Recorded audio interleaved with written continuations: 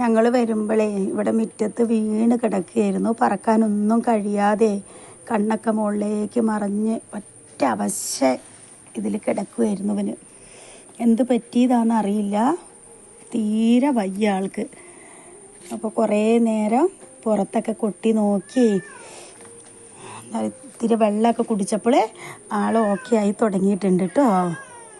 ചെറിയൊരു ജീവനൊക്കെ വെച്ച് വരുന്നുണ്ട്. പറക്കാൻ പറ്റുണ്ടോ നോക്കിക്കഴിഞ്ഞേ. പോണില്ലേ? ഇവിടുന്ന് പോണില്ല? പറന്ന് നോക്കിക്കേ. വീട്ടിൽ പോണ്ടേ? എൻ്റെ കൂട്ടുകാരുടെ ഒപ്പം പോകണ്ടേ എനിക്ക്? കൂട്ടുകാരുടെ കൂടെ പോകണ്ടേ? പോണില്ലേ? എന്നാ അവിടെ നിന്നോട്ടോ. ഉണ്ടോ ഒരാൾ നോക്കിയിരിക്കണുണ്ടോ? ഓന് കളിക്കാനിപ്പോൾ ഒരാളെ കിട്ടിയെന്ന് വിചാരിച്ചിട്ടാണ് ഇപ്പോൾ രണ്ടുപേരെ പിടിച്ച് വെച്ചേക്കാണ് കേട്ടോ. പൊന്നൂസിനാണെങ്കിൽ ഇപ്പോൾ കിട്ടിയ ചാൻസാണ് അവിടെ കളിക്കണം. പൊന്നൂസ് ഒന്ന് മണത്തൊക്കെ നോക്കണുണ്ട്. രണ്ടാൾ പോകാനുള്ള പ്ലാനൊന്നും ഇല്ല. അപ്പോൾ നമുക്ക് ഇന്നിവിടെ നിർത്തി നോക്കാം, എന്നിട്ട് നാളെ എന്താ സ്ഥിതിയും നോക്കാം അല്ലേ. വെള്ളമൊക്കെ നമ്മൾ കൊടുത്തു നോക്കി, വെള്ളമൊന്നും കുടിക്കണില്ല ആള്.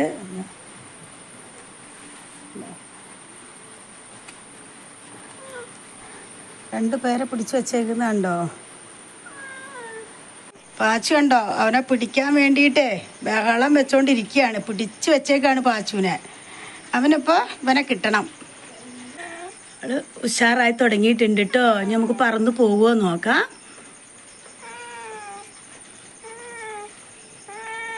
നിന്ന് തരുന്നുണ്ട് കേട്ടോ. തൂക്കുമ്പോഴൊക്കെ പറ്റ വയ്യായിട്ടാന്ന് തോന്നുന്നു. എന്നും രാവിലെ എൻ്റെ അടുത്ത് ഭക്ഷണം കഴിക്കാനൊക്കെ വരുന്ന ആളാണ് കേട്ടോ അത്. അതുകൊണ്ടാണ് അവൻ ഇങ്ങനെ നിൽക്കണേന്നും അറിയില്ല. പോണ്ടേ? കുഞ്ഞിൻ്റെ വീട്ടിൽ പോണ്ടേ? അതോ അവിടെ നിൽക്കുകയാണോ? പോണ്ടേ? പറന്നു പോണോ?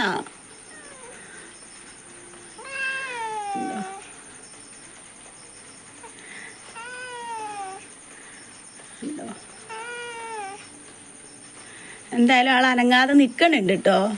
നമുക്ക് കുറച്ച് കഴിയുമ്പോൾ നോക്കാം പറത്തി വിടാൻ പറ്റുമോന്ന്.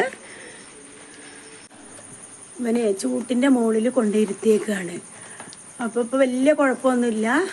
എപ്പോഴാച്ചാൽ പറന്ന് പൊക്കോട്ടെ എന്ന് വിചാരിച്ചിട്ട് ഇവിടെ ചൂട്ട് കെട്ടി വെച്ചിട്ടുണ്ട്. അപ്പം നനയാതെ ആ ചൂട്ടിൻ്റെ മുകളിൽ കൊണ്ടുപോയി വെച്ചിട്ടുണ്ട്.